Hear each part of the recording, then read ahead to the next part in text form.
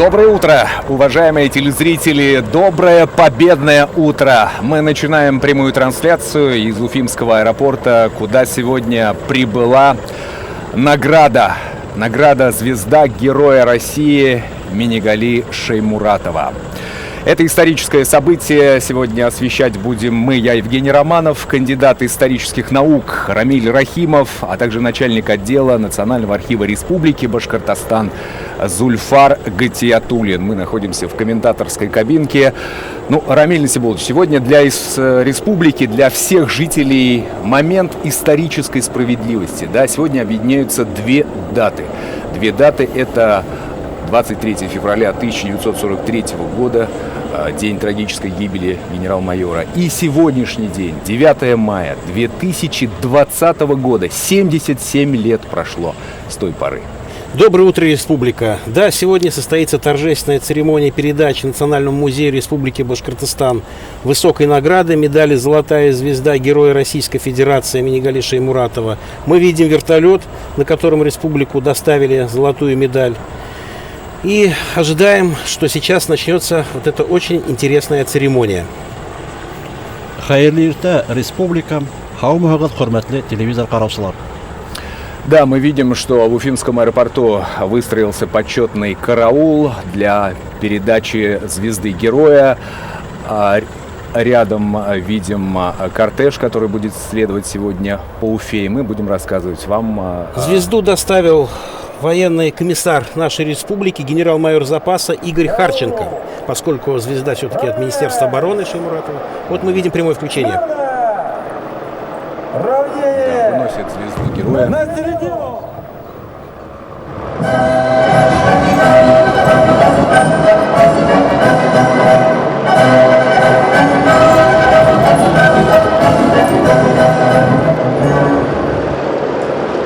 Медаль «Золотая звезда Героя Российской Федерации» генерал-майора Минигали Шеймуратова из города Москвы доставлена.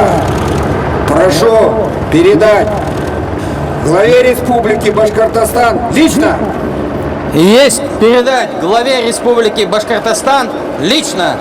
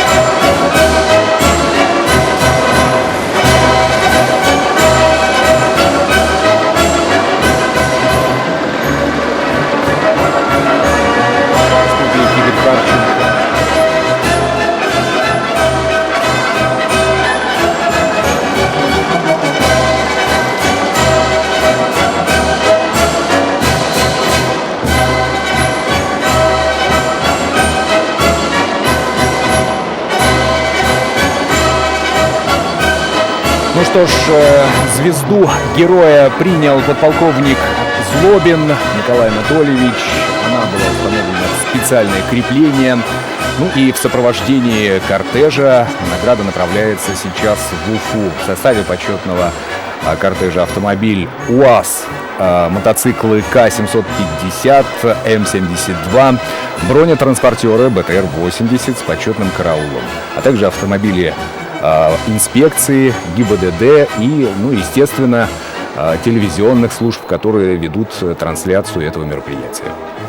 Шулай итеп, хөрмәтле телевизор караучылар, Алтын йондызлы почетлы кортеж озатуында баш калабыз Өфөгә алып киттеләр. Почетлы кортежда УАЗ автомобиле, К-750 һәм М-72 мотоциклдары, БТР-50 бронетранспортеры, почетлы каравыл, хәрби автомобильләр инспекция автомобильләре, юл хәрәкәте хәвефсезлеге дәүләт инспекциясы, Башкортстан юлдаш телевидениега. Ну и, наверное, расскажем немного про героя, который принял звезду генерал-майора Шаймуратова, Николая Анатольевича Злобина. Он несет службу в территориальном управлении Росгвардии по республике. Ну и, наверное, следует объяснить, чем вызван такой выбор.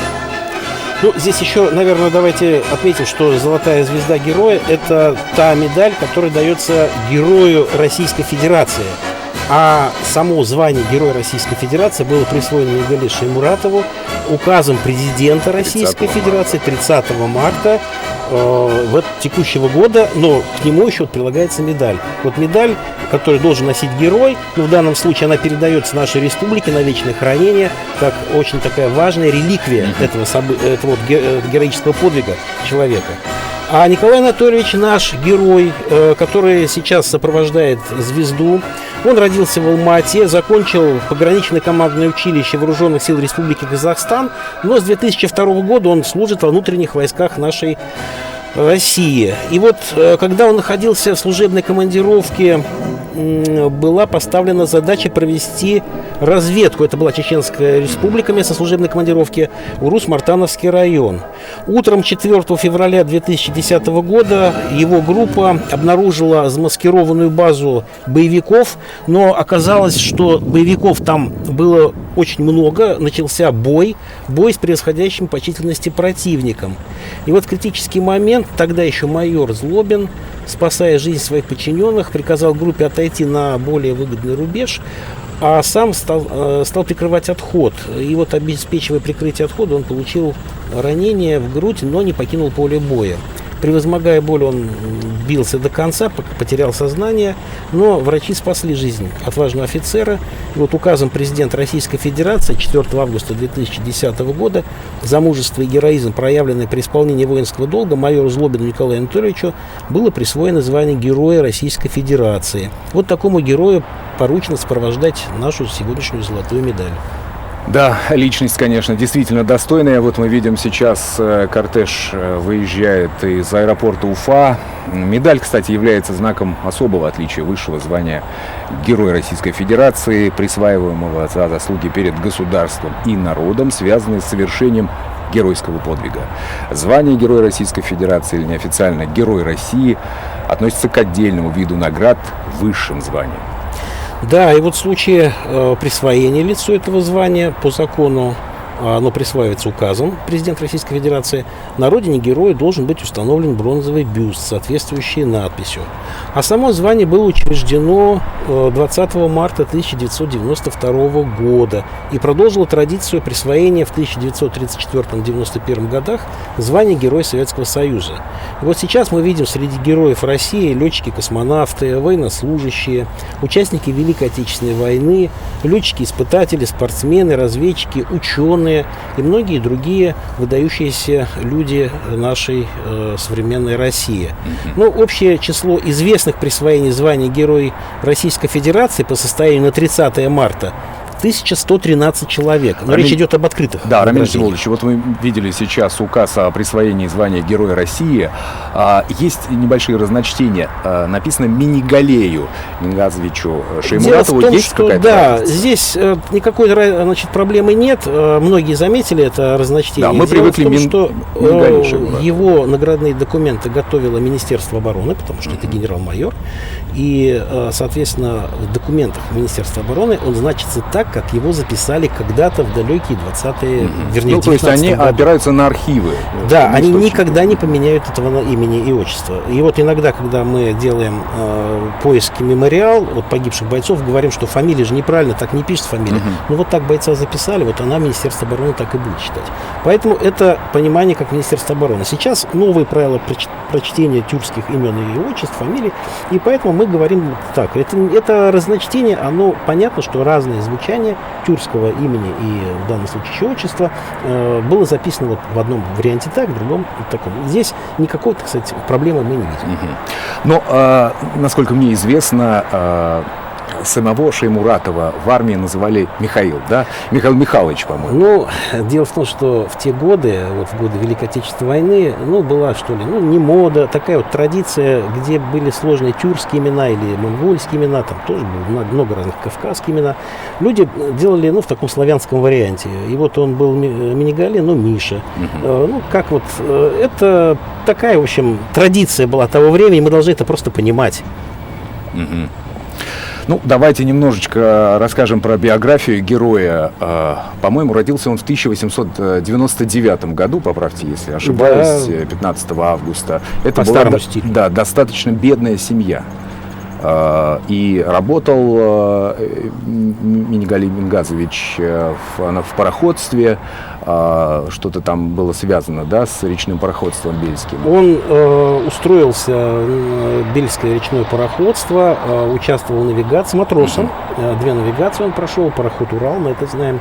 И если бы не гражданская война, не революция, гражданская война, может, он был бы и речником, и, может быть, каким-то капитаном Шаймуратовым. В жизни ведь мы не знаем, как бы получилось. Но случилась революция, и здесь, я так понимаю, он уже принял тогда еще осознанное решение. Он не записался в Колчаковскую армию, он скрывался. Хотя был призыв, да? Да, он скрывался, и есть и информация, что в одном месте он скрывался, прятался. А потом, когда была уже территория нашей республики стала советской, фронт ушел на восток, он записался добровольно в ряды Красной армии и принял участие в боевых действиях на Восточном фронте, но был ранен. Вот он был ранен, и, соответственно, судьба могла опять поставить. То есть коренной перелом в его судьбе это как раз вот 1918 19 год, когда он все-таки принял решение после ранения продолжить военную службу, и он пошел уже на учебу офицерскую, на казанские кавалерийские курсы, да, и там он начал уже учебу как будущего нашего героя, да, генерала. А вот принял решение он тогда, в 19 году, хотя и мог, он был ранен, остаться на гражданской. Вообще есть свидетельство, якобы и в детстве он был еще достаточно озорным мальчишкой, и не знаю, как на башкирском звучит, да, в огне не тонет, в воде не горит. Было такое прозвище? Есть такое, да? Вот интересно, видимо, уже тогда закладывались. У него же очень рано умерла мать. Да, 10 лет, у него когда... была трагическая, в общем-то, детская судьба, небогатый, и, в общем-то, очень сложно было все, и он нанимался пасти лошадей. Но, кстати, он очень любил лошадей, и всю жизнь он в был семье с ними связан. сколько да. детей было? Ну вот мы знаем, что был он, его брат, 2 сестры. Это, собственно говоря, брат погиб. Один брат погиб, да. Гражданской. Вот. И, собственно говоря, он больше общался с сестрами, насколько мы знаем. И такая вот сложная была судьба. Старший брат тоже принимал участие в гражданской да, войне. в гражданской войне, да. На стороне кого? Красных. На стороне красных. И младший тоже. Вероятно, вся семья сделала осознанный выбор тогда еще. Не знаю, вот личности героя всегда обрастают какими-то байками, рассказывают, что как-то возвращаясь с работы, он принял участие в каком-то борцовском поединке в одном из парков Уфы и одолел именитого казахского борца, за что получил тальянку. Вот насколько это все-таки слухи или... Таких, в общем-то, рассказов очень много, но то, что он любил играть на гармонии и любил, когда играли на гармонии, это точно, это правда, потому что есть свидетельства его однополчан, солдат, которые об этом говорили всегда. Итак, сейчас видим, что кортеж поворачивает в сторону Уфы. Да, в кортеже мы уже говорили, что участвует военная техника времен Великой Отечественной войны. Это мотоциклы, да, и вот первый мотоцикл, на нем установлена копия Знамени Победы. А остальные вот два мотоцикла мы видим с колясками, они несут знамена, флаги Республики Башкортостан Российской Федерации. Соответственно, вот мы видим сам УАЗ, где везут высокую награду, на нем укреплено копия знамени 16-й гвардейской Черниговской 4 орденоносной башкирской кавалерийской дивизии, но это боевое знамя воинской части, которое дается Президиуму Верховного Совета СССр. Там у дивизии было два знамени, которые давно Президиум Верховного Совета БАССР, с которым она воевала с 1942 года, а в 1944 еще получил вот боевое знамя, которое, собственно говоря, Министерство обороны. И вот в данном случае установлено такое еще знамя, с каким она тоже воевала с 1944 года. А дальше на БТРах установлены флаги. Это Росгвардия, вооруженные сухопутные войска, военно-морской флот, военно-космические, воздушно-космические силы. И, соответственно, да, и вот мы видим вот эти флаги, которые символизируют все рода войск. То есть Да, БТРы кстати, показывают, что вся вот наша, так сказать, армия с золотой медалью. Она участвует сопровождает эту медаль событии, да, в церемонии. для того, чтобы ее доставили в музей. Кстати, вот сейчас ведутся съемки с очень интересного оборудования. У нас в республике такого не было. Называется Russian Arm. Русская рука. Это интересный такой большой гигантский штатив, который позволяет снимать, давать ровную четкую картинку в движении. Насколько мне известно, вот эти вот ребята, профессионалы, они участвовали в съемках открытия Керченского моста. Также принимала участие вот эта установка. Ну, продолжается движение кортежа. Сейчас поближе к Уфе. Наверное, стоит заметить, что сегодня звезда проедет по главным улицам Уфы и вернется на Советскую площадь для передачи звезды Национальному музею. Сегодня также отметим, уважаемые телезрители, День Победы. Это у нас проходит в таком пандемичном, грубо говоря, режиме. Сегодня тоже, кстати, идут бои. Только бои вот они идут в лабораториях, где ученые ищут срочно лекарства по и находятся на опасной передовой болезни. уже коронавирусный. А врачи в больницах, они на самой передовой смертельным вирусом борются сейчас. Большое им спасибо за их труд, это подвиг. Да.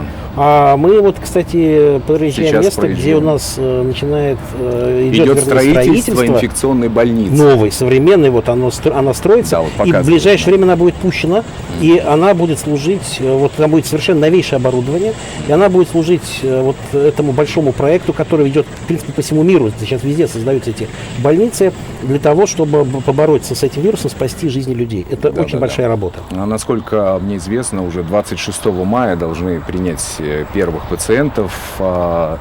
Строительство больницы ведется в ускоренных темпах. Наш телеканал БСТ постоянно транслирует практически в реальном масштабе времени, как работают строители. Мы видели, что в форме цветка курая сам комплекс представлен.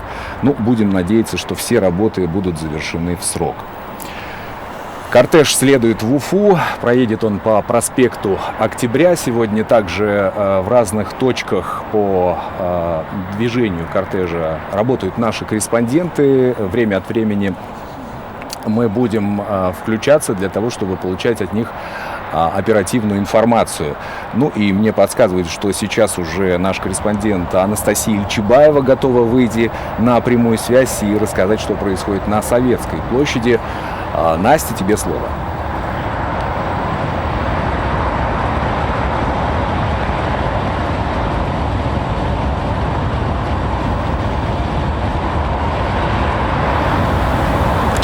Добрый день, Евгений. Приветствую телезрителей. Советская площадь уже готова встретить золотую звезду Героя Российской Федерации. Сейчас все в ожидании колонны.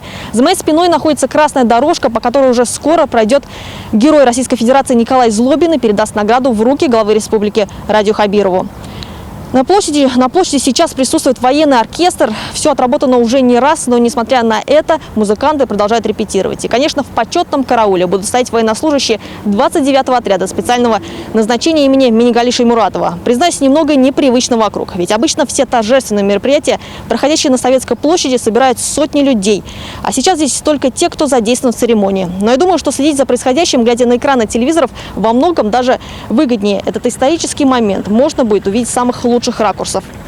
И сейчас хочу напомнить маршрут колонны. Жители домов, стоящих на этом пути, могут с своих балконов наблюдать за происходящим. Перед тем, как доставить награду на Советскую площадь, ее провезут по улице Цирюпа, 50 лет Октября, и уже по проспекту Октября до Горсовета, где колонна развернется и точно по такому же пути направится в обратном направлении до конечной точки Советской площади, где сейчас мы и находимся. Продолжительность маршрута примерно 43 километра. По времени это чуть больше часа. Последние минуты долгого ожидания момента, которого ждали аж с 1948 года. Мурашки по коже, когда понимаешь, что Советская площадь сегодня станет окончанием пути не колонны, которая стартовала с аэропорта, а долгого ожидания и труда тысяч людей, которые добивались восстановления этой исторической справедливости. Евгений. Да, спасибо, Настя. Вот Рамиль Сибулович, Анастасия Чубаева сказала, с 1948 года, да? То есть Да. первое прошение о награде было в 1948 году. Да. И почему-то тогда был отказ. Потом 58 год отказ и так далее, и так далее. Это очень такая долгая история. В 1948 году впервые обратился обком Совнарком СССР, Президиум Верховного Совета, то есть все, так сказать, структуры власти с просьбой присвоить звание Героя Советского Союза к Сталину. Но ответа не было. Военные отмечали, что человек пропал без вести, непонятно где он и что он. Как это мы можем давать высокое звание пропавшим без вести. И, собственно говоря, вот эта просьба не была никаким образом не разрешена. Уже в 1958 году обратились вновь с просьбой присвоить высокое звание Героя Советского Союза, и прошение подписал маршал Семен Буденный, где он говорил, что это настоящий герой, такое награждение будет служить делу патриотического воспитания. Буденный нашел вообще слова такие Буденный, хорошие. кстати, с Буденным Буденный он ты служил в гражданскую войну. С 20-х годов. Да. Буденный ему когда-то еще за подвиги вручал серебряную шашку. да. И Буденный поддержал это обращение. А более того, даже вот там сложные были взаимоотношения с командиром корпуса Борисовым, который попал в плен и потом уже вернулся. Но Борисов ведь тоже с чести этого человека написал тоже поддержку, прошение, что за все свои действия, которые совершил Шеймуратов, он давно достоин звания Героя Советского Союза. Но, к сожалению, в 1958 году это, в общем-то, дело не было разрешено никак. Было объявлено, что вот, за все подвиги он уже награжден. И, в общем-то, вот такая проблема. Давайте, нашла Рамиль до Симонович, наших вернемся дней уже. к истории попозже. Проговорим маршрут следования колонны. Сейчас Мы движемся к Уфе, да, приближаемся к Уфе. Потом по Заки в Илиди поднимется колонна. Далее на Цурюпу, улицу Цурюпу, да. И потом мы пойдем по 50 лет октября да. и выйдем на проспект Октября. И там уже колонна, вот нам показывают инфографику, да, там уже колонна развернется и поедет в обратную сторону по примерно тому же маршруту. Да, примерно тому же, но мы должны будем выйти на улицу Ленина еще, так сказать, чтобы зайти на Советскую площадь. Да, и уже завершит следование, пройдет торжественная церемония в завершении на Советской площади. Кстати, мы видим мотоциклистов, но и тут, кстати, там сидят за рулями мотоциклов непростые люди.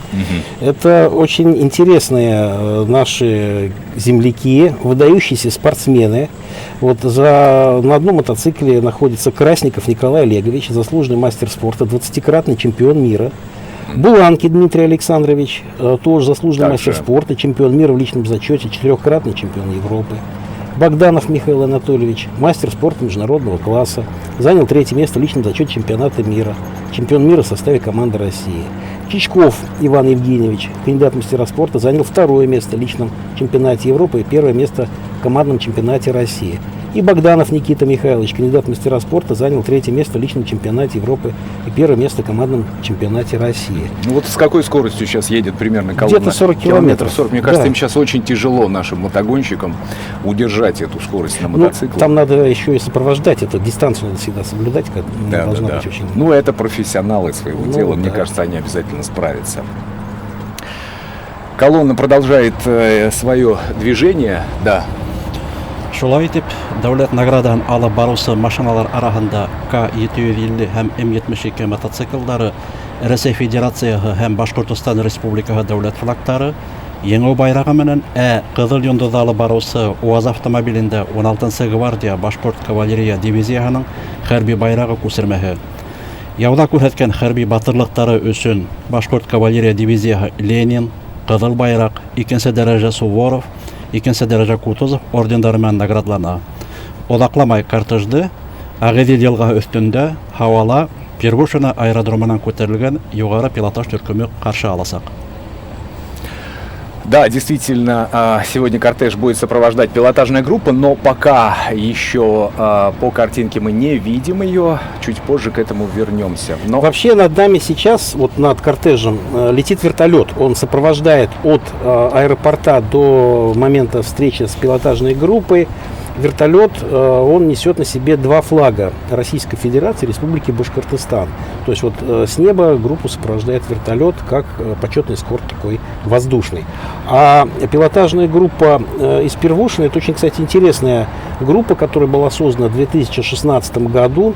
В составе этой группы пилот-инструктор, президент Федерации авиации общего назначения Сергей Минигулов и пилоты Эдуард Заянов, Владимир Коровкин. И один из пилотов, Айрат Максадов, он выполнит сольную индивидуальную программу, которая будет тоже очень интересная. И вот это, кстати, пилотажная группа Первушина единственная пока что в России группа, которая массово выступает на сверхлегких воздушных судах. Но почему? Потому что Первушина наследует традицию Уфимского аэроклуба, пилотажная группа. А Уфимский аэроклуб дал путевку в небо 14 героям Советского Союза и одному дважды герою, Гореев.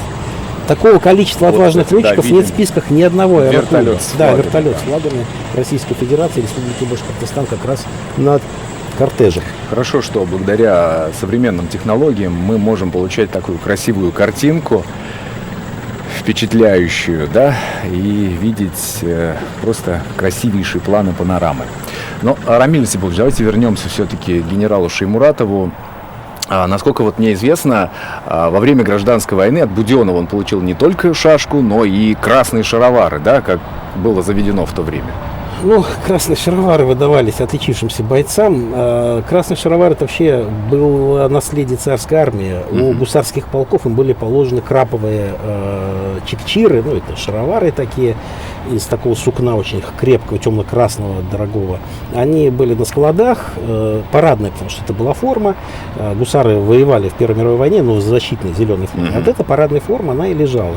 И поэтому, когда... собственно говоря, гражданская война шла, решили вот в качестве награды давать вот эти красные революционные шаровары. Но это были гусарские. Один из первых знаков отличия, да? Да, кстати. Ну, нам подсказывают, что сейчас в небе над кортежем проезжающим появится, извините, пилотажная группа. Мы, наверное, осветим ее чуть позже. Сейчас пока не наблюдаем, проезжает под эстакадой кортеж, приближается к Уфе. Вот видим уже пилотажную группу в реке, над рекой Белой. 4, ну здесь в данном случае нет, 3 самолета. Это клин, который будет давать картинку, мы сейчас ее увидим, а один сольный самолет, он будет давать другую картинку. Вот мы, кстати, видим, и как сольный заходит с другой стороны, присоединяется к этой группе, потому что они будут выполнять каждый свою программу. Ну и мы уже говорили, да, это приветствие награде от Героев Неба, дважды Героя Советского Союза Мусы Гореева и Героя Советского Союза Ивана Пстыга. Ну да, у нас много летчиков-героев, но в целом мы, конечно же, говорим вот о наших выдающихся пилотах, летчиках, о тех, кто вот с детства мечтал о небе и осуществил свою мечту. И Муса Гореев, человек, влюбленный в небо, он стал летчиком. И маршал авиации Иван Пстыга, человек, который начал войну уже в первые дни и прошел ее. Это, в общем-то, героические люди. Вот они как раз и с неба приветствовали когда-то наших бойцов и помогали им на земле продвигаться, бомбили врага, штурмовали его. И Муса Гореев, он был летчик-штурмовик, а Пстыг — это авиация бомбардировочная. Вот. А, соответственно, здесь вот как бы привет от наших героев, соколов, этой награде нашего земляка. Минигали Шаймуратов выбрал кавалерию. Почему, вот, как вы думаете, был именно такой сделан выбор? Он учился сразу же в Казани на кавалерийских курсах. Там, собственно говоря, другого такого выбора не было. Но, вероятно, у него еще была все-таки любовь к лошадям. Вот он мог, наверное, где-то записаться в пехоту, но, вероятно, человек, который вот уже хотел быть кавалеристом, он и стал кавалеристом. И если вот мы посмотрим, любые фотографии берешь его верхом, где Шеймуратов верхом, это абсолютно правильная классическая посадка. Это человек, который ощущает лошадь. И лошадь сама-то ощущает, кого она на себе, так сказать, несет. Это видно. И она играет под ним. Это видно, что лошадь понимает вообще, кто этот всадник. А вот мы, кстати, видим это здание, где кавалерийских курсов в Казани. Оно сохранилось. Это была бывшая духовная семинария до революции, потом были красные кавалерийские курсы, а сейчас это корпус университета Казанского. Это здание сохранилось. Вот там учился Шеймуратов, осваивал начало, вот, азы военной профессии. Ну вот, насколько мне известно, сам Шеймуратов знал несколько языков ведь. Казахский, уйгурский, Шеймуратов знал огромное количество языков восточных, да, китайский, уйгурский, потому что он закончил специальный факультет, восточный факультет Академии имени Фрунзе, причем с отличием он закончил по первому разряду. Он знал европейские языки, французский, немецкий, английский. По-французски он умел читать, вот, а знал хорошо немецкий и английский. И, соответственно, человек был разносторонних вот таких дарований. И когда он был в Китае, ну, собственно говоря, он находился в служебных командировках, но ведь в Китае он... А вот что сейчас нам показывает, это паспорт? Это его, да, паспорт, и его вот разговорник, то есть вот он, человек учился, то есть записывал какие-то слова, вот как это произносится, чтобы... Ну, я в личном деле читал, что говорит на китайском по словарю, там было записано. Да, но дело в том, что мы знаем, что он руководил потом боевыми действиями в конце 30-х годов в Китае, а там уже не по словарю будешь руководить. Не случайно был награжден за это орденом Красного Знамени. Да, но действия связаны как раз с милитаристской политикой Японии, да, по-моему. Япония тогда не скрывала своих притязаний на территорию России, на территорию Китая, и поэтому, видимо, Шеймуратов был отправлен, да... По просьбе китайского руководства, это, во-первых, потому что китайское руководство тогда только создавало свою будущую национально-освободительную армию, которая сейчас у них есть. Но понятно, что это была полупартизанская армия. И воевать с японской армией, современно, оснащенной, подготовленной, они не могли. И поэтому они, конечно, просили у Советского Союза помощи, прислать инструкторов, специалистов. Но там была очень сложная обстановка в самом Китае. И были не все коммунисты. Это какие годы, получается? Вот первая его командировка, когда он приехал туда в 1936 году, он вообще был под именем белогвардейского офицера, который как будто бы белогвардеец, иммигрант, живет там в Китае, умеет военный опыт и готов вот помочь китайским товарищам. Военспец, который делится... Да, за какую-то, так сказать, вот идею. И там было очень много, там, по-моему, рыбалка была и другие, они тоже были под видом белых офицеров, иммигрантов. И вот мы, да, знаем китайский язык, да, готовы вам помочь. А уже вторая, вот когда он в Кантон приехал, командировка, где он участвовал в боевых действиях, то там он уже был приглашен по просьбе китайского руководства, там коммунистическая партия уже контролировала. И там, соответственно, он был инструктором, участвовал в боевых действиях. То есть Шеймуратов к началу Великой Отечественной войны, он имел опыт, не только дипломатический опыт разведчика, он имел опыт командования такой войсками в Джеймс бою. Бонд был, да, своего Ну, времени. в принципе, да. Это вообще очень интересно. Вот если посмотреть на его фотографии, он был физкультурник, он катался на коньках, значит, на лыжах. Очень много в его, кстати, аттестациях об этом и написано. Отличный физкультурник. То есть и человек, который был дружен со спортом. Я уж не говорю про верховую физически езду. он подтянут, очень и выглядит внушительно. Даже на фотографиях можно это заметить. Но есть еще данные, что он служил в охране Кремля, да, по-моему, в 20-е годы. Насколько В конце подтверждается? 20-х годов есть такая информация, но мы сейчас ее разыскиваем. Вы ведь знаете, историки все-таки опираются в первую очередь на документ, на источник, и поэтому мы все эти версии сейчас прорабатываем.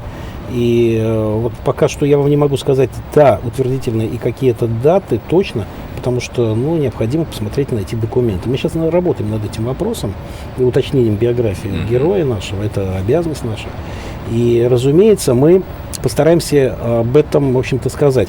Но, скорее всего, что-то было с этим связано, потому что в начале войны он ведь вошел в командование первого особого полка кавалерийского, а он создавался из тех подразделений, которые были связаны с московским гарнизоном и охраной Кремля, то есть кавалеристов. И, в общем-то, Наверное, да, но это надо еще уточнять. Вот мы видим, над кортежем проходит вертолет с флагами Российской Федерации и Республики Башкортостан. Да, а скажите вообще, насколько много белых пятен сейчас в биографии Шеймуратова? Или уже все документы известны, рассекречены? Нет. Мы документы сейчас, они рассекречиваются, работаем.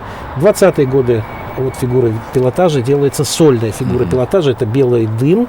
И сверхлегкий самолет нам показывает вот такие очень красивые фигуры воздушные, которые очерчены белым дымом.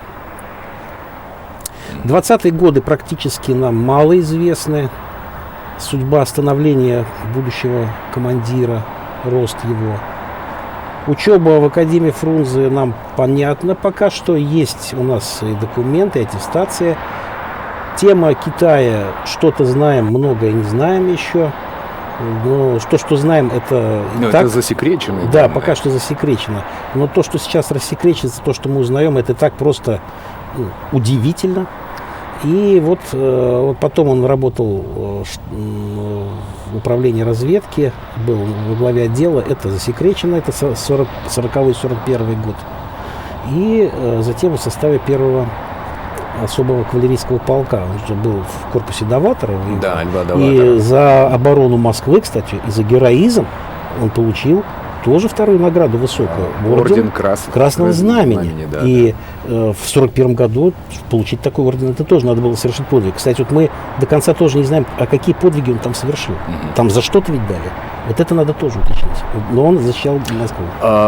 При том, что в коннике, да, Но там Вторую они делали- мировую называют войной моторов, да. Казалось бы, как могут с саблей, шашкой, да, скакать в атаку на танки бронированные против пулеметов.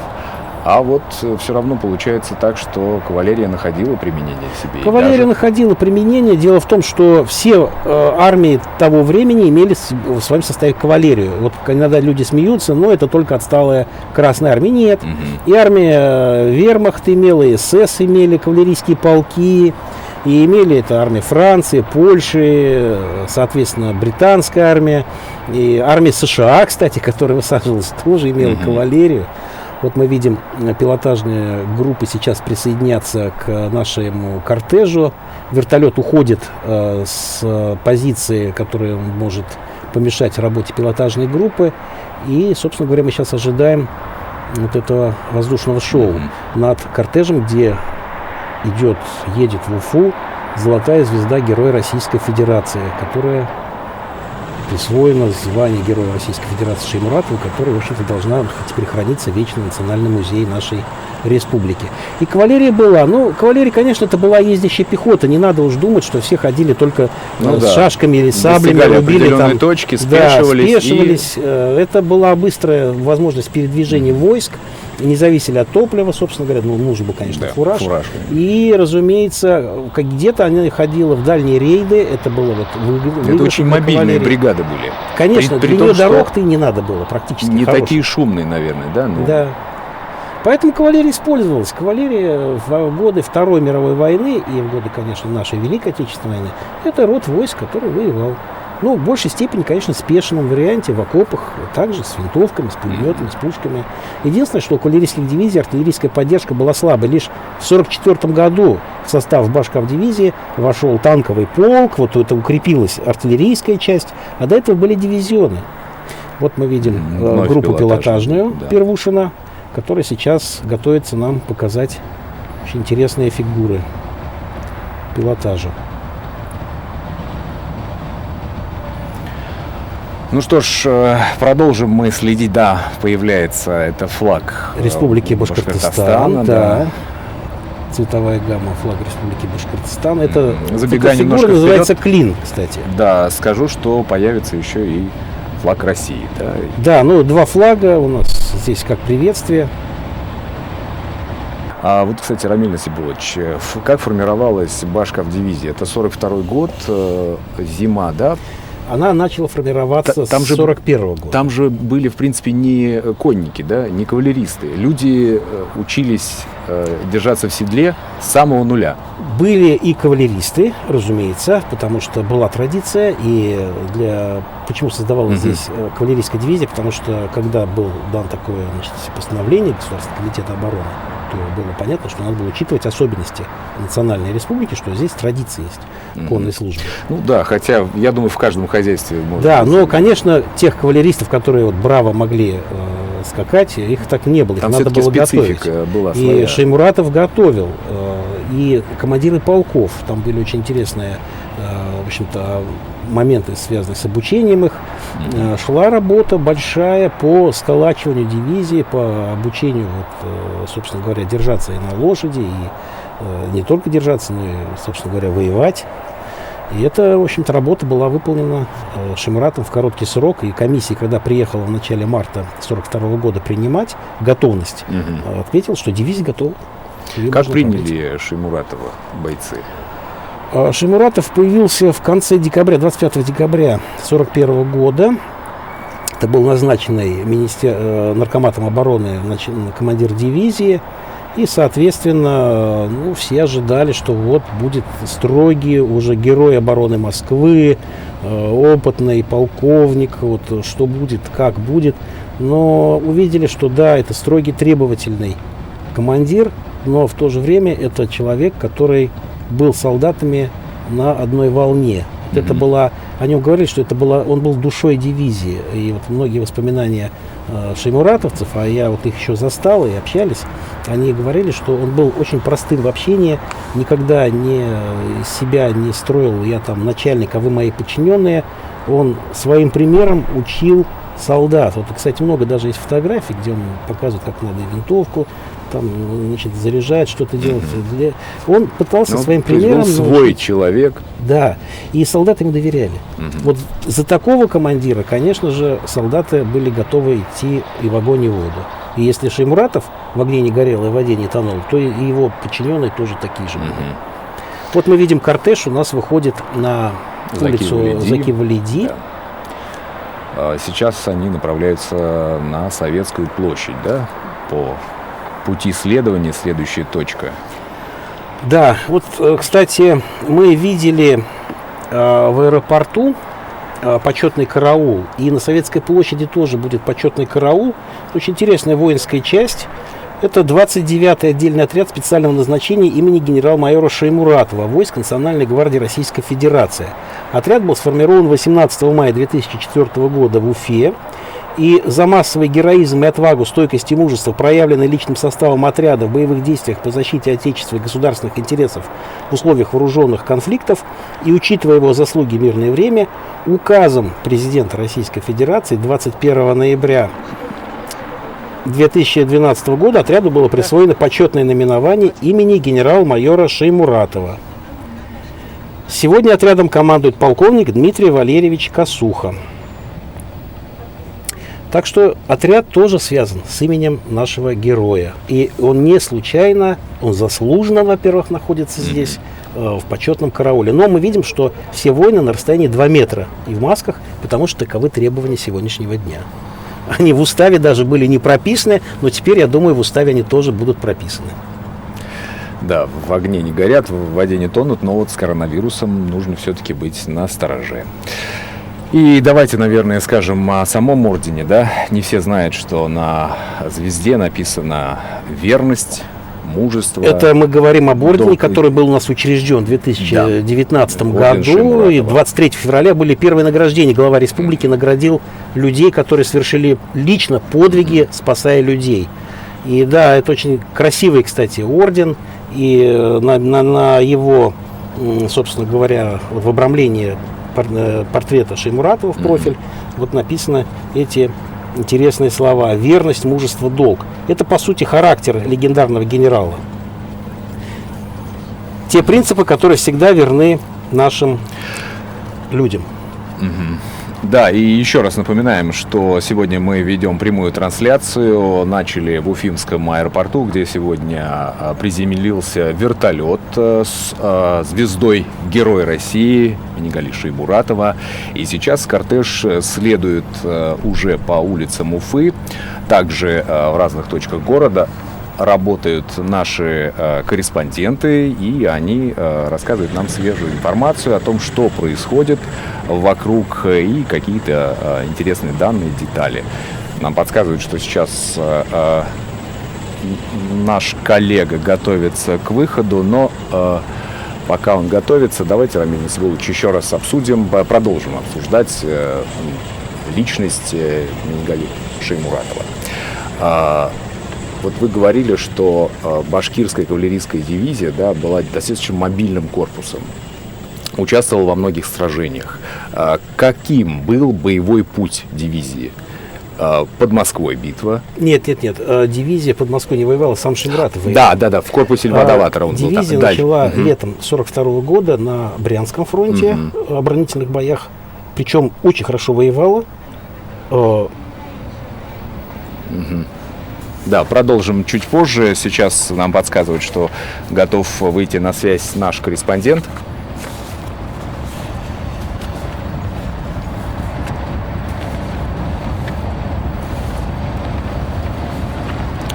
Итак, корреспондент службы новостей телеканала ТСТ. Хәерле сәгатьтә, хөрмәтле телевизор караучылар. Әлеге мәлдә мин баш каланың Совет мәйданында басып торам һәм бында алтын йондызны каршы алу өчен барыгы да әзерлек хыдыгына баскан. Инде кәефтәргә, кисерештәргә килгәндә аңлатып биргегез. Совет мәйданында алтын йондызны каршы алып, уны милли музейга тапшыручылардан башка халык юк.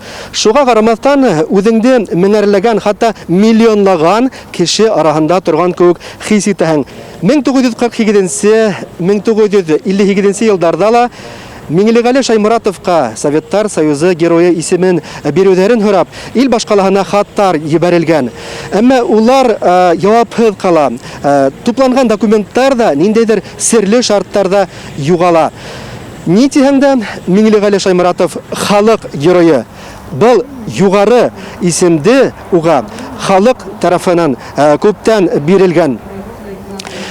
Совет мәйданына килгәндә алтын йондызны алып килүче хәрби техниканы каршылаучы оркестр был тойгыларды көчәйтә генә. Урамда барыгыла, кесеһеле улыгыла яттан белгән Шаймуратов генерал йыры яңгырай. Әлбәттә, Кадир Даян хүзләренә Захир Исмәгыйлев язган йырды тулкынланмайынса башкару мөмкин түгел. Миңа легендар дивизияның каһарман командирының вафат булган йере ул вакытта инде әлбәттә Украинаның Красный Луч районы Петровский калаһында булырга туры килде. Һәм ундагы халыктың был йырды яхшы белүгенә түгел, үз телендә башкарулары хайран калдырды һәм сикһез горурлык тойгыһы уятты. Был инде Луганск халкында үз ерен фашист илбасарларынан азат итүче генерал Шаймуратовтың исеме мәңгелеккә уелып калуына ишара һәм дәлил. Ысынында 112-нче башкорт кавалерия дивизияһы милләт ара каһарманлык өлгеһе. Чөнки 1943 елга тиклем башлыса башкорттар булса, һуңынан инде дивизияла 30 милләт вәкиле исәпләнә.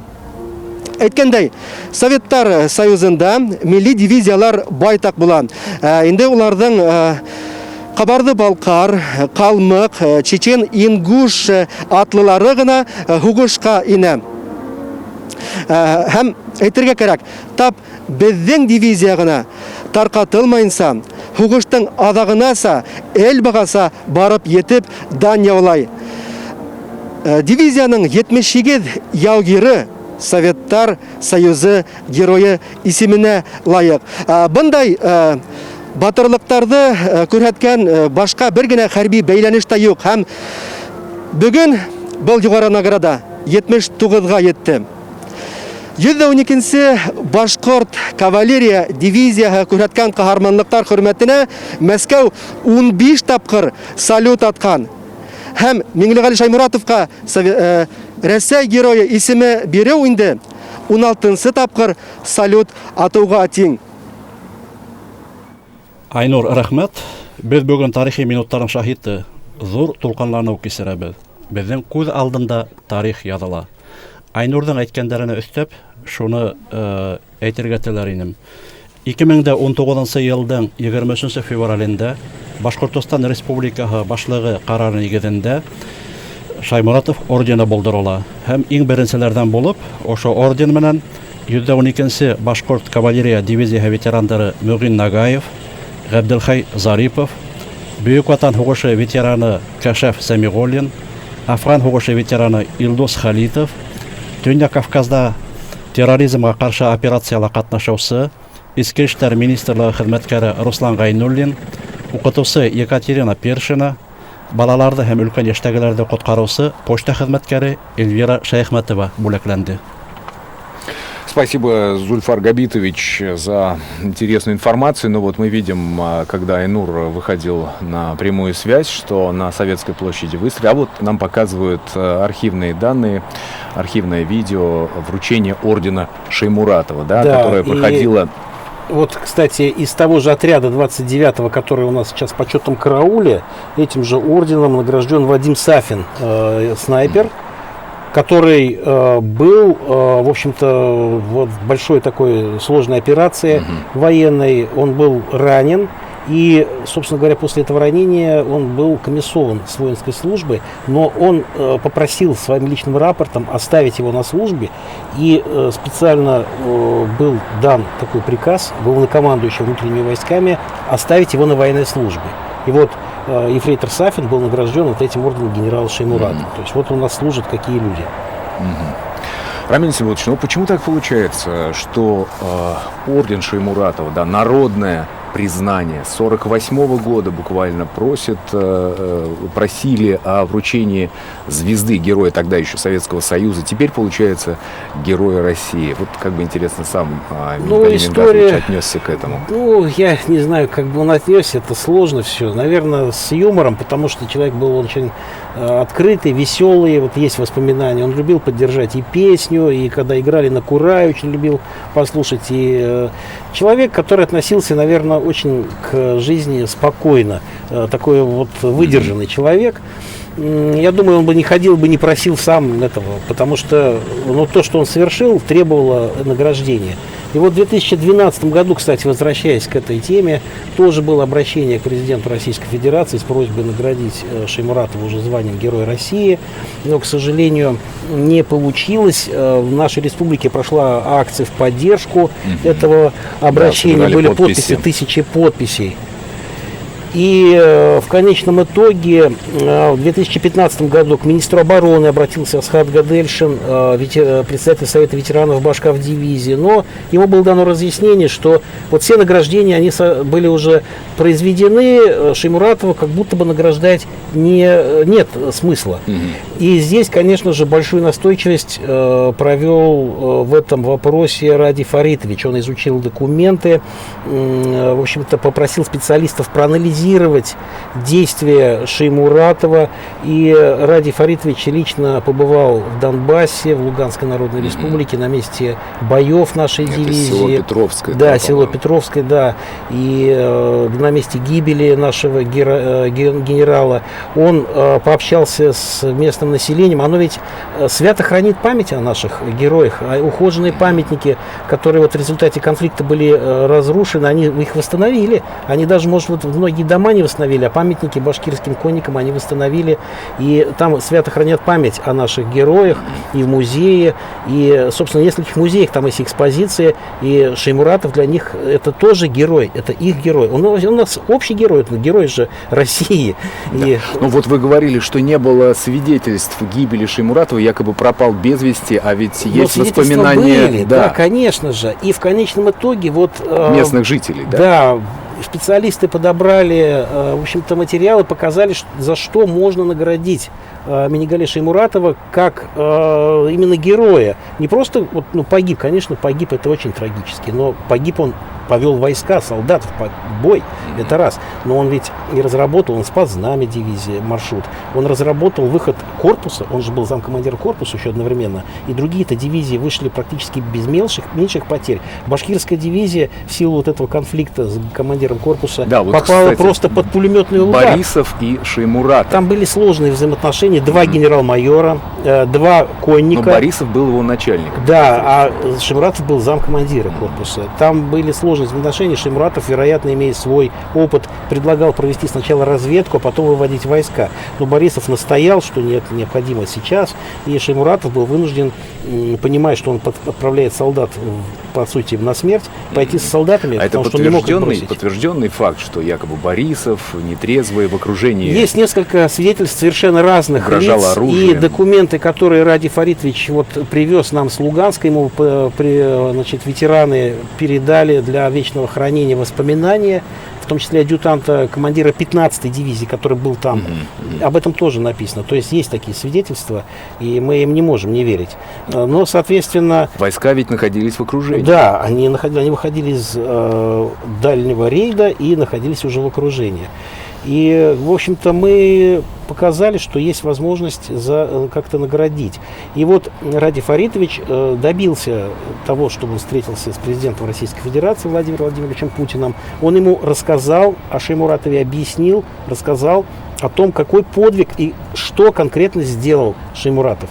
На что уже президент Российской Федерации сказал, что в данном случае, конечно, имеет смысл пересмотреть прежние ответы Министерства обороны, попросил разобраться внимательно с этим вопросом, но в результате мы видим, что труд и ветеранов, которые обращались, и вообще всей нашей общественности республики, и, собственно говоря, ученых, и вот Ради Фаритович и его команды он завершается вот сейчас. Вот таким момент его завершения мы наблюдаем, мы участвуем этот сейчас момент, он с наградой связан. А дальше момент завершения еще не закончится, потому что будет работа в архивах, мы будем работать, и необходимо будет написать большую биографию генерала, героя Российской Федерации, и историю башкавдивизии дополнить ее подвигами, которые еще не опубликованы, и, конечно, еще точка не поставлена. Но вот в данном случае с награждением мы сейчас видим, как происходит эта торжественная церемония.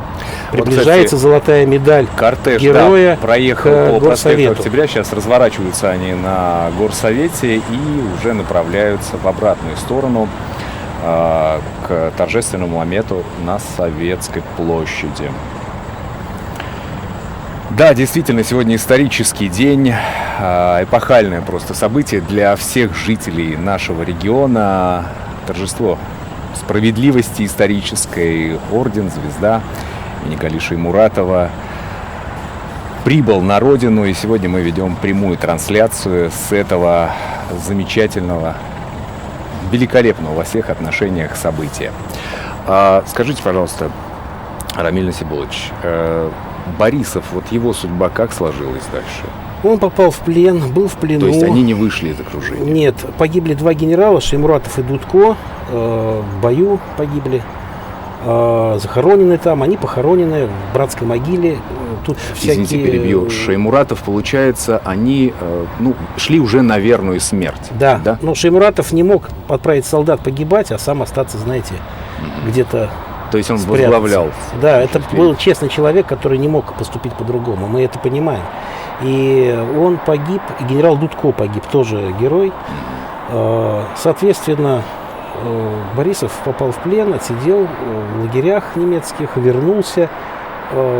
Сидел здесь, наверное. Нет, здесь он не отсидел. Нет, потому что пленных... Нет, это вот была особенность. Он провел фильтрационную проверку, прошел, и оказалось, что он не сотрудничал с врагом, не выдавал государственную тайну какую-то. И он просто был восстановлен в рядах вооруженных сил и в своем звании. Так, мы подходим к следующему моменту нашей трансляции. Передаем слово Екатерине Тимиряевой, которая сейчас на горсовете. Катя, ты нас слышишь? Тебе слово.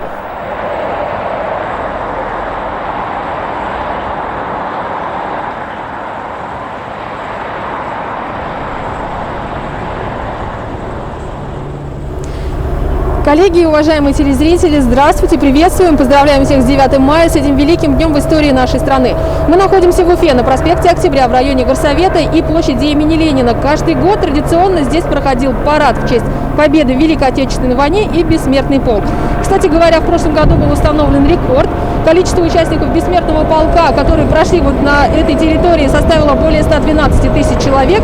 Колонна растянулась на 2 километра. Ну и в целом по республике тоже в прошлом году был установлен рекорд. Количество участников Бессмертного полка достигло 405 тысяч человек. Это официальные данные. Но, как вы видите, сегодня, в этом году здесь пустынно, но не провести звезду, золотую звезду генерала-майора Шаймуратова здесь было нельзя. Она здесь, вот вы видите, проехала несколько минут назад. Обсудим сейчас акцию «Бессмертный полк». В этом году из-за объявленного режима самоизоляции из-за коронавируса она проходит в новом формате, в режиме онлайн. Обсудим это вместе с председателем Общественной палаты Башкортостана Ольгой Панчихиной. Ольга Юрьевна, здравствуйте. Ну, мы знаем, что каждый человек мог зарегистрироваться либо на федеральном сайте 2020.polkrf.ru, либо на республиканском. Его анонсировал глава Башкортостана Ради Хабиров, polk02.ru. Вот каково количество участников акции в режиме онлайн Бессмертного полка в этом году? Здравствуйте. Ну, во-первых, конечно, хочется всех поздравить с Днем Победы, 75-летием Великой Победы. И да, в этом году Бессмертный полк проходит совершенно в ином формате. Это онлайн, и все желающие люди могли разместить фотографии своих близких, тех, которые прошли в годы Великой Отечественной войны, от начала войны до конца, тех, кто трудился в тылу, и этих людей, наших близких, родных, можно было разместить. На республиканском сайте сегодня размещено уже более 40 тысяч наших жителей нашей республики. И вот сейчас уже в эти минуты на федеральном сайте Бессмертного полка идет онлайн-трансляция, которая идет уже более 6 часов. И сегодня можно еще разместить своих близких, фотографии своих родственников, своих ветеранов до 3 часов по московскому времени. Поэтому у нас у всех есть возможность сделать в память о наших родных вот такой вот наш жест памяти и скорби прежде всего, и вечной памяти нашим близким. Ольга Юрьевна, в 75-ю годовщину победы в Великой Отечественной войны, 9 мая, вот такое необычное. Вот что вы чувствуете в этом году?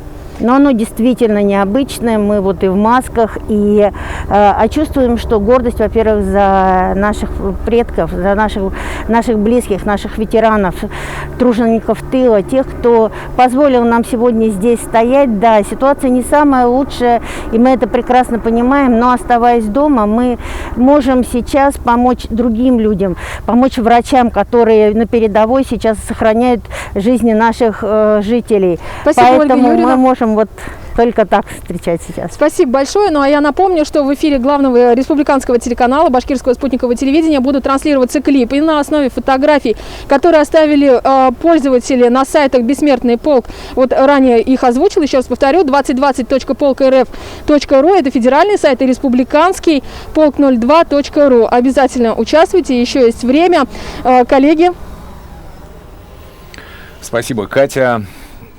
Спасибо, Катя. Это была Екатерина Тимиряева. Да, Бессмертный полк в этом году тоже в режиме полной самоизоляции. В онлайн-режиме проходит polk02.ru. Можно зарегистрировать своего ветерана. Рамиль Сибулович, мы говорили с вами о моменте гибели генерала Шаймуратова, село Петровское. Да, 42-й год, существуют 23-й. разные версии, которые, по крайней мере, на поверхности. Да, версий много, что и был ранен, попал, оттащили в избу, попал в окружение, значит, казаков, которые служили нацистам, и они его изрубили шашками, измывались над телом уже и бросили в колодец. Были, значит, такие версии, что он убит и закопан где-то, значит, в селе, чуть ли не в сарае. Там разные есть версии, но вы знаете, мы, историки, всегда придерживаемся той версии, которая есть как-то обоснована и которая еще логична. Есть расследование комиссии 1948 года, где был судмедэксперт, где были люди-очевидцы этих событий, местное население допрашивали и опрашивали. И люди показали, что вот этот человек, вот эта фотография как раз и был захоронен в братской могиле.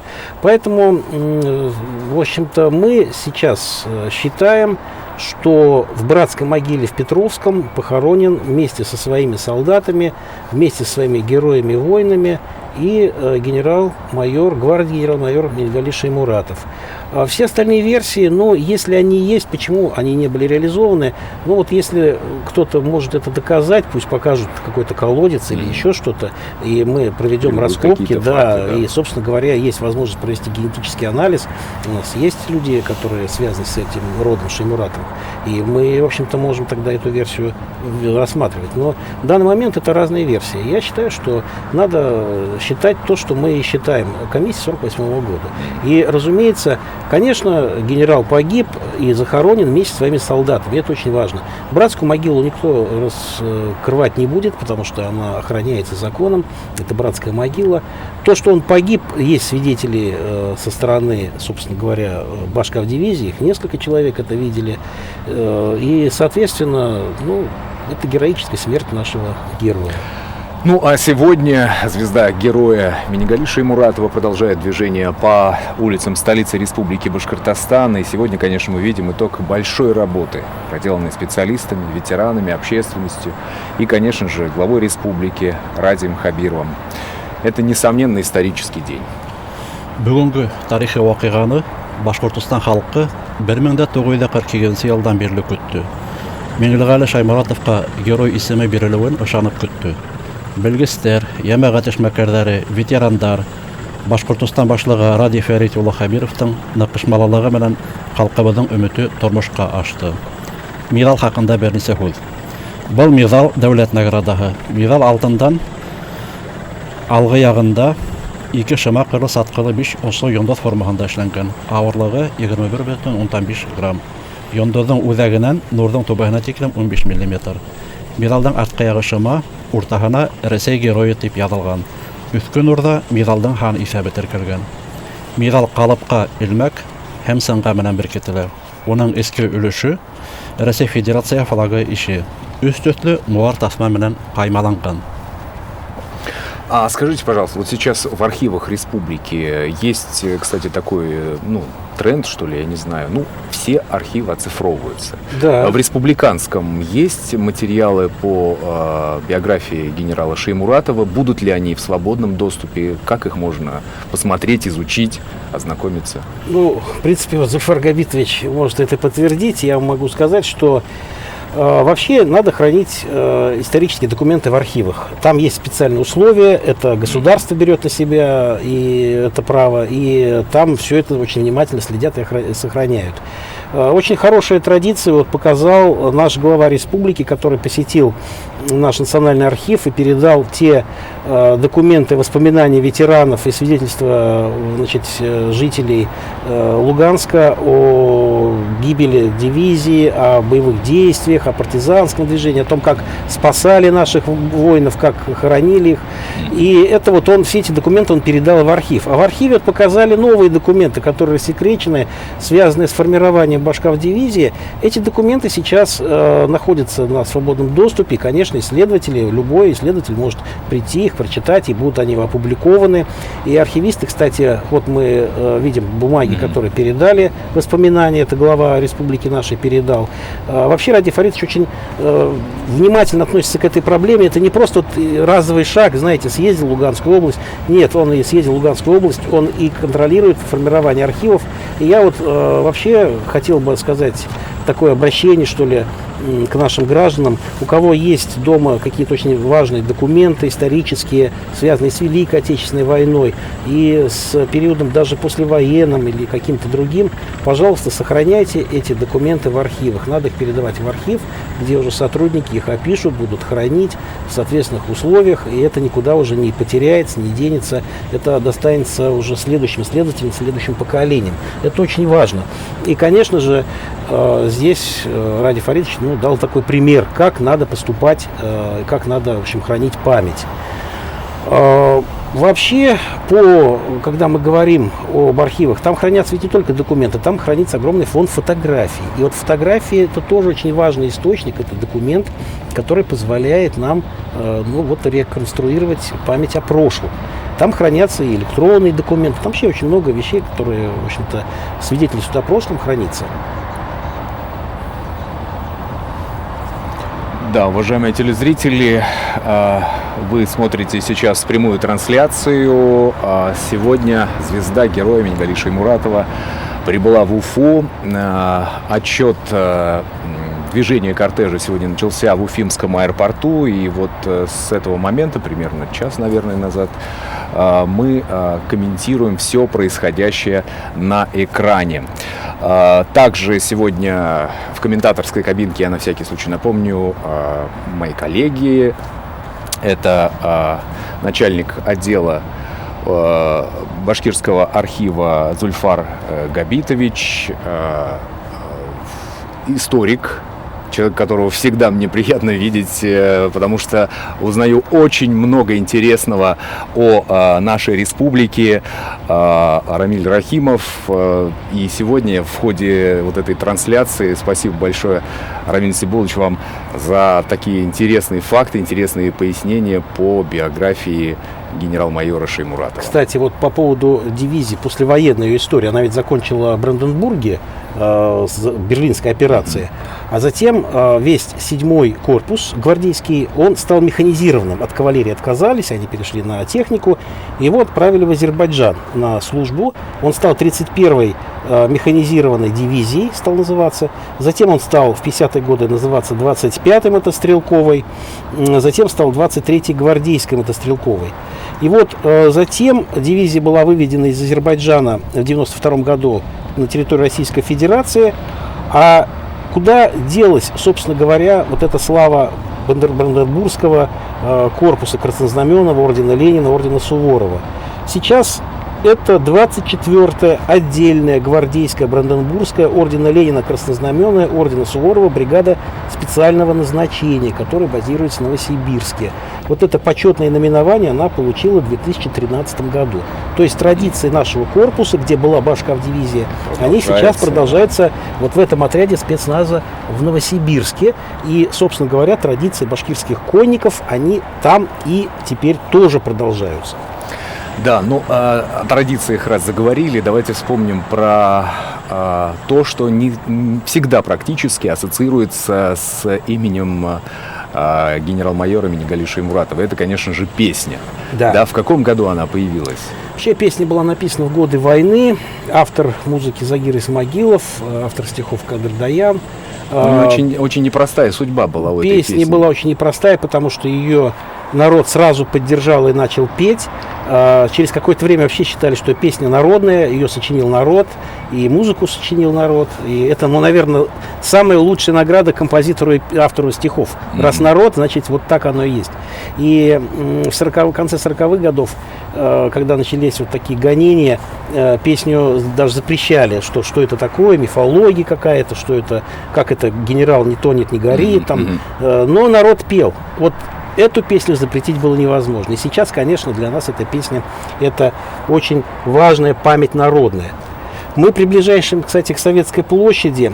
Она связана непосредственно с именем Шеймуратова, потому что здесь формировалась башкавдивизия, здесь находились Совет народных комиссаров, призывное ведомство, затем здесь же находился Президиум Верховного Совета рядом, областной комитет партии. Шеймуратов там каждый практически день ездил из Демы сюда, решал вопросы обеспечения фуражом, питанием, потому что дивизию должна была обеспечивать республика. Решением ГКО, это Национальная республика обеспечила дивизию. И Шеймуратов на Советской площади, то есть то, что будет, Советская площадь, она стала в 1954 году, а до этого была часть улицы Пушкина, но там уже с 1938 года проходили демонстрации. Это уже была такая как бы точка власти для Уфы, и он бывал там уже практически очень часто. посещал заседания обкома партии и, соответственно, в Совнаркоме решал вопросы. И вот по мнению нашего историка, который изучал историю башкав-дивизии в советское время, это Мемдар Ахмадиев, 25 марта 1942 года в здании Совнаркома были торжественные проводы дивизии от имени Президиума Верховного Совета. Ну и здесь рядом находился Верховный Совет, который, собственно говоря, дал дивизии свое знамя 22 марта. И мы, в общем-то, всегда ассоциируем эту площадь с именем Шаймуратова. И сейчас она будет реконструирована. И там будет установлен памятник, конная фигура нашего героя. Это будет, собственно говоря, завершение вот этого ансамбля строгого Советской площади. Это будет наша дань памяти нашему герою. И я думаю, что мы через некоторое время увидим площадь совершенно в другом варианте. Ну, вообще в республике мы знаем, что всегда чтили память о Шаймуратове. Есть факты присвоения его имени улицам, предприятиям, школам. Вот, кстати, сейчас в эти минуты кортеж УАЗ с орденом Шаймуратова въезжает на Советскую площадь. Здесь уже его ждут ровные ряды воинов, сводный духовой оркестр, состоящий из 40 музыкантов, духовой оркестр Башкирской государственной филармонии имени Хусаина Ахметова, главный дирижер и руководитель Фергат Сафуанов и духовой оркестр культурного центра Министерства внутренних дел по Республике Башкортостан под руководством дирижера Дениса Нуриманшина. Дирижирует Фергат Сафуанов, заслуженный артист Республики Башкортостан, художественный руководитель и главный дирижер филармонии. Продолжу, что в республике чтили память Шаймуратова. Вот в Парке Победы установлены бюсты Шаймуратова и Кусимова, выполненные Владимиром Дворником. В 2015 году на деньги, собранные республикой и Российским военно-историческим обществом, в Шаймуратова, родина героя, называлась она деревня Биштики. Да, и потом после войны была переименована. Да, был установлен и торжественно открыт конный памятник Шаймуратову, монумент воинской славы, автором которого стал наш земляк, живущий в Москве Денис Стритович. Но вот мы уже говорили, настоящим памятником, выражением любви народной стала песня Шаймуратов. Стала «Генерал». песня. Ну а сейчас у нас звучит в эфире уже наша традиционная песня этого дня «День Победы».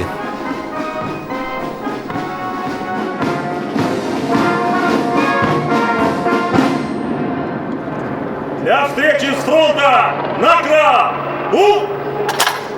Слышим команду начальника караула.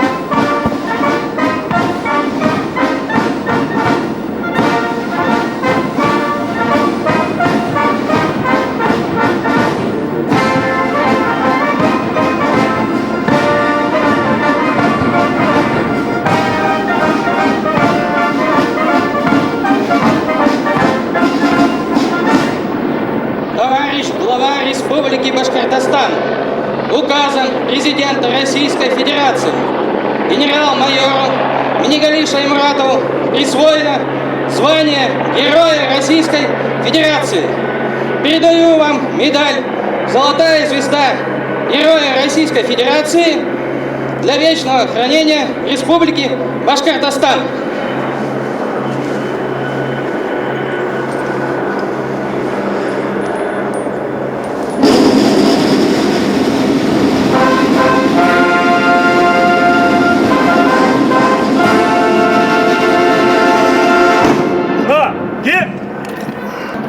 Дорогие ветераны Великой Отечественной войны и труженики тыла, уважаемые товарищи, Хурматле ипташтар, искренне от души поздравляю вас со знаменательной датой в истории нашей страны, 75-й годовщиной победы советского народа над фашистской Германией.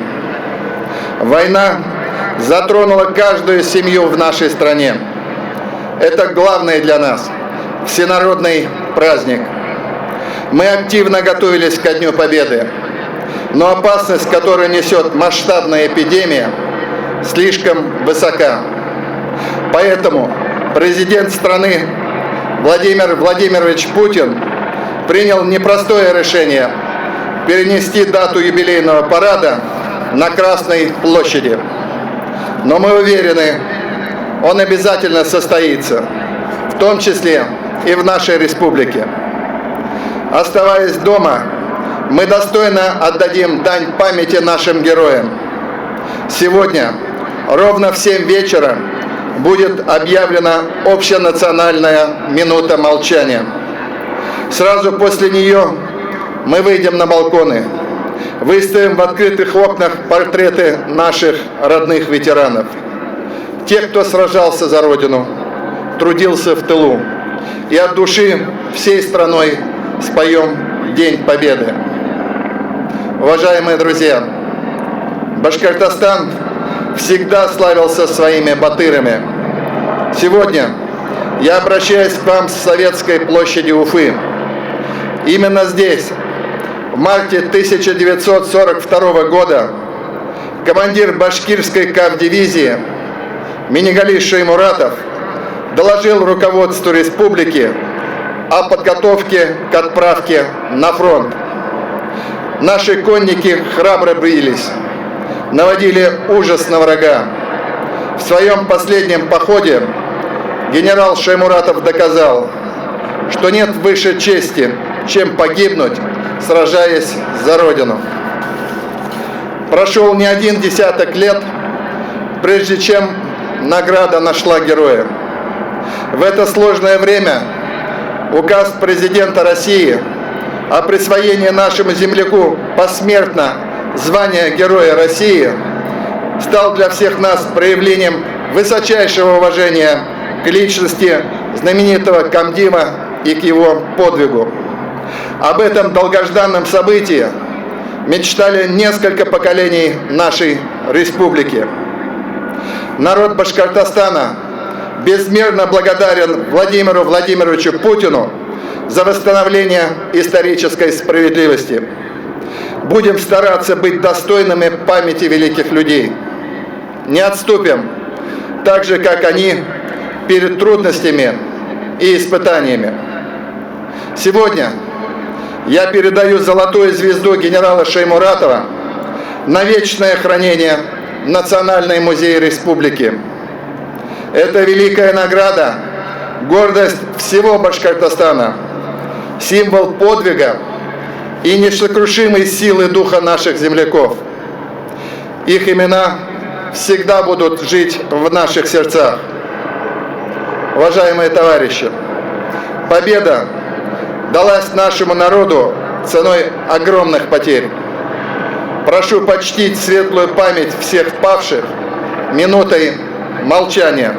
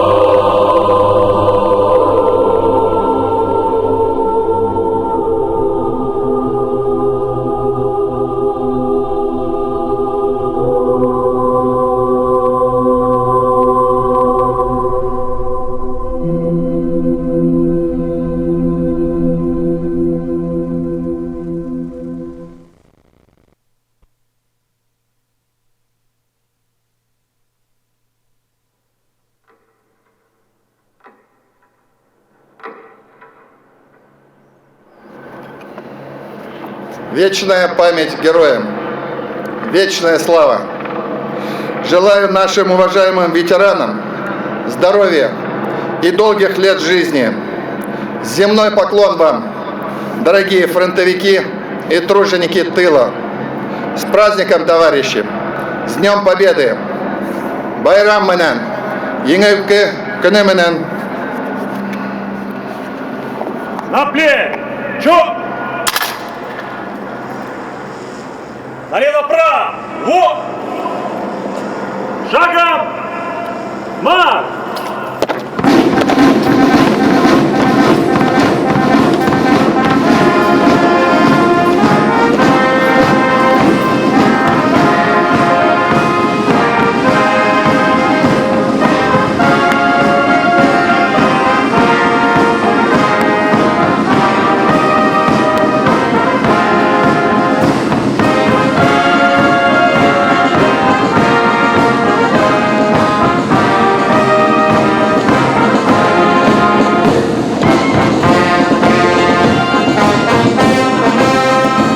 Итак, дорогие друзья, продолжается прямая трансляция с прибытия ордена генерал-майора Минигалия Шаймуратова. Мы подходим к кульминационному... Золотая звезда, медаль.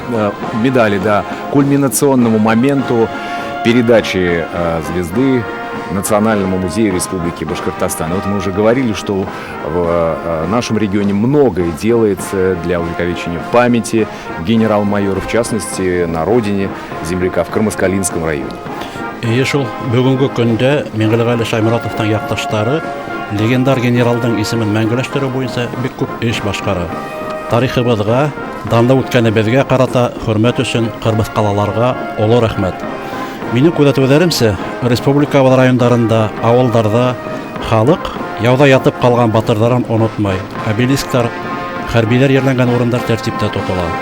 Тауган якты өйрәнү буенча олимпиадаларда мәктәп укучылары, укытучылар, музей хезмәткәрләре белән берлектә үзләренең кала, район, авылларының хәрби тарихы турында тәрән йөкмәткеле докладлар әзерләп сыгыш яһай. Бандай игътибарга лайык зур эш бөтә республика буенча алып барыла. Добавим также, что медаль «Золотая звезда» Героя Российской Федерации будет храниться в Национальном музее, где находится орден Красной Звезды, которым был награжден Шаймуратов за бои лета 1942 года. Но так и не был вручен ему в свое время. Орден передали республике в 2016 году. В Национальном музее также хранятся личные документы и вещи героя. И святыня народов Башкортостана, знамя 112-й Башкордивизии. Главу республики сопровождают кадеты Уфимского кадетского корпуса Уфимской школы-интернат первоначальной летной подготовки имени дважды Героя Советского Союза Мусы Гареева. Это Файзрахманов Антон, Кагарманов Анвар, Бекметов Артур, Хуснулин Радим, Колпащиков Александр. У всех у них прадеды участвовали в Великой Отечественной войне, были ранены, воевали, получили награды. Это память, которую сейчас уже правнуки сохраняют и несут в своих сердцах. И вот они, отличники боевой и политической подготовки, как сказали бы раньше, а сейчас просто кадеты, которые выполняют свои учебные и служебные обязанности, им доставлено вот такое высокое право быть в почетном эскорте главы, которая на своих руках несет высокую награду, медаль Героя Российской Федерации Минигалия Шаймуратова для вечного хранения в Национальном музее Республики Башкортостан. Вот именно по этой дороге и ходил в 1942 году Шаймуратов в обком партии, из Совета народных комиссаров. Здесь он проходил решал задачи по формированию дивизии. Да, это путь нашего генерала, тогда еще полковника Шаймуратова, который был в феврале, в марте 1942 года. Эйе, асанлап табана әйтергә кирәк. Безнең архивта ошо дивизияны оештыру, оны һәрбер кирәкле әйберләр белән тәэмин итү турында бик күп документлар һаклана. Шулай ук бына тыл хезмәткәрләренең дә батырлыктары, көндәлек эшләре турында һәрбер кеше бына станок артында басыуда алып барган бөтә эшләре турында документлар бына безнең архивта һаклана. Ну, мы видим сейчас, что главу республики Башкортостан встречает почетный караул, директор Национального музея Марат Зулькарнаев и его сотрудники. Кстати, в прошлом году музей отметил свое 155-летие. Это один из старейших музеев России. Здесь хранится память о прошлом нашей республики. Само здание музея уже, как говорится, отдельная история. За каждым экспонатом своя судьба. Жизнь людей, их дела. Теперь одной из реликвий стало больше.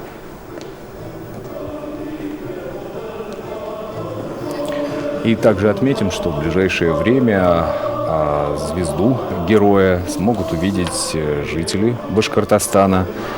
Она будет в свободном доступе. Все посетители Национального музея смогут лицезреть эту уникальную награду.